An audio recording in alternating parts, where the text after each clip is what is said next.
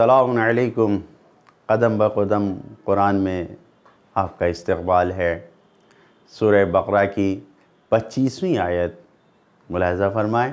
بسم اللہ الرحمن الرحیم وبشر الذین آمنوا وعملوا الصالحات ان لهم جنات تجری من تحتها الانہار كلما رزقوا منها من ثمرة رزقا قالوا هذا الذي رزقنا من قبل وأتوا به متشابها ولهم فيها أزواج مطهرة وهم فيها خالدون۔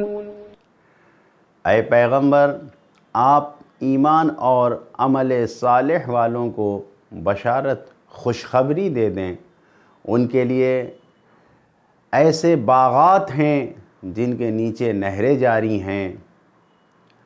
انہیں جب بھی وہاں کوئی پھل دیا جائے گا تو وہ یہی کہیں گے یہ تو ہمیں پہلے بھی مل چکا ہے، حالانکہ وہ صرف اس کے مشابہ ہوگا، اس کے جیسا ہوگا۔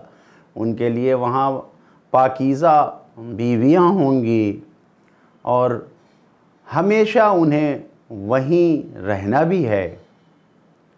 یہ جو متشابہن کا لفظ اس آیت میں آیا ہے، شاید اس کا مقصد یہ ہو کہ جنتی پہلی نظر میں تمام پھلوں کو دنیا کے پھلوں کے جیسا ہی کہیں گے، جیسے ہی دیکھیں کہیں گے تو دنیا کے جیسا ہی پھل ہے، جیسا ہم دنیا میں کھا چکے ہیں یہ تو وہی ہے، لیکن کھانے کے بعد سمجھیں گے کہ یہ بالکل تازہ اور بالکل نیا مزہ ہے، الگ ٹیسٹ ہے بالکل۔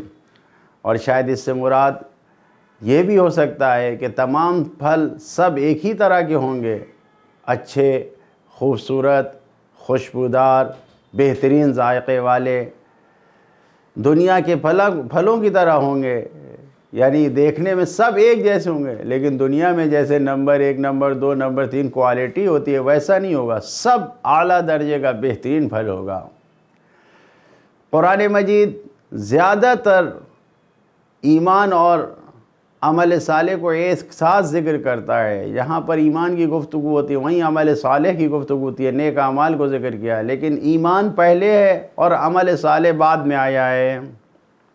لہٰذا انسان کو غور کرنا چاہیے، اگر ایک کمرے میں اندر نور ہی نور ہو تو ایسے کمرے سے جو کھڑکیاں ہیں، جو روشنی سے بھرا ہوا ہے، اس کھڑکیوں سے، دروازوں سے، جھروکھوں سے روشنی ہی باہر آتی ہے۔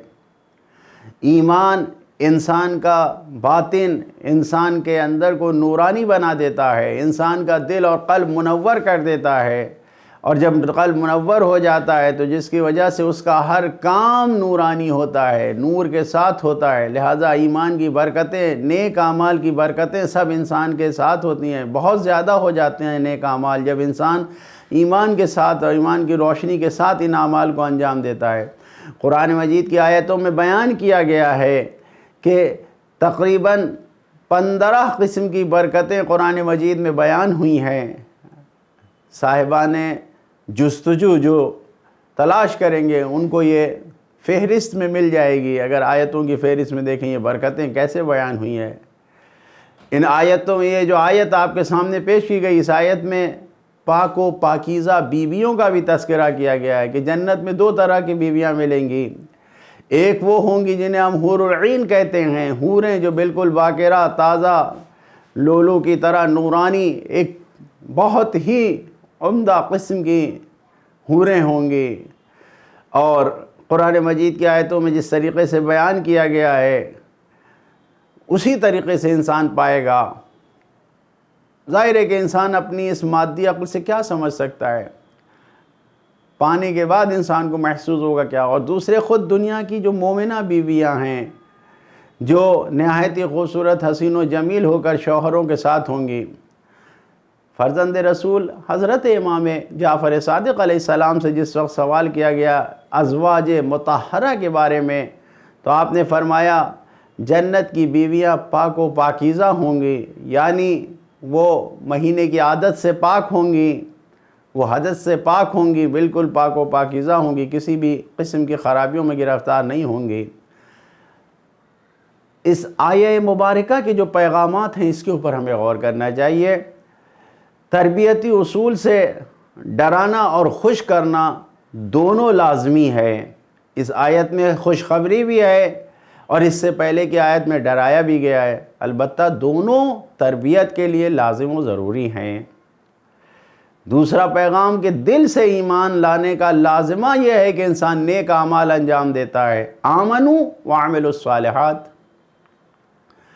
تیسرا پیغام یہ کہ تمام اور مکمل طور پر نیک اعمال کو انجام دینے کا اثر ہوتا ہے، نہ کہ کچھ تھوڑا سا انجام دے دیا، بعض انجام یہاں کر لیا، کچھ نیکی کر لیا، کچھ نہیں کیا، ایسا نہیں۔ الصالحات جمع کا لفظ ہے، الصالحات یہ جمع کا لفظ ہے، لہذا پورا اس کے اوپر الف لام بھی لگا ہوا ہے جو عربی گرامر کے اعتبار سے یعنی سب کو شامل ہو جاتا ہے، تو پورا مکمل طور پر نیک اعمال کو انجام دینے کا اثر ہوتا ہے انسان۔ اسی طریقے سے نیک اعمال کی ارزش و قیمت اسی وقت ہے کہ جب ایمان کے ساتھ ہو اور ایمان کا تقاضا پورا کرے، نہ کہ انسان اپنی خواہشات کی بنیاد پر نیک اعمال کو انجام دے رہا ہو، جیسے دل چاہ رہا ہے ویسے انجام دے رہا ہو، اپنی چاہتوں کے تقاضے کو پورا نہ کرے، بلکہ آمنو پھر عمل الصالحات، ایمان لے آئے اور پھر نیک اعمال انجام دے۔ پانچواں پیغام جو اس آیت میں ہے، مومن اپنی خواہشات کو دنیا میں درگزر کرتا ہے اور حرام سے اپنے آپ کو بچاتا ہے تو آخرت میں اس کا جبران ہوگا، اس کو بڑھ چڑھ کر ملے گا، رزقو سے یہ پیغام ملتا ہے۔ اگلا پیغام جو اس آیت میں ہے کہ دنیا میں بہت سی نعمتوں کی انسان کو تمنا رہتی ہے اور ملتی بھی نہیں ہے، بہت سی نعمتیں بعض وقت تو ضائع ہونے کا خطرہ ہوتا ہے کہ سامنے سے چلی جاتی ہیں، لیکن آخرت میں ایسا کچھ نہیں ہوگا، ساری نعمتیں انسان کے سامنے حاضر ہوں گی اور ہمیشہ باقی رہیں گی، ہم فیہا خالدون، ہمیشہ رہیں گی یہ ساری نعمتیں۔ ساتواں پیغام یہ ہے کہ اگر نعمت کو پہلے سے انسان پہچانتا ہے تو کامیابی کی لذت اور مزہ بہت زیادہ ہو جاتا ہے، لہٰذا جو دنیا میں نعمتیں دیکھتا ہے اور بعض وقت ان نعمتوں سے انسان نے اپنے آپ کو روکا ہے اللہ کی مرضی کے لیے، تو اب اس کی لذت اور اس کا مزہ بڑھ جائے گا جب وہ جنت میں انسان کو میسر ہوں گی۔ اسی طریقے سے جنت کی بیویاں جتنی ہیں سب پاکیزہ اور مطہرہ ہیں۔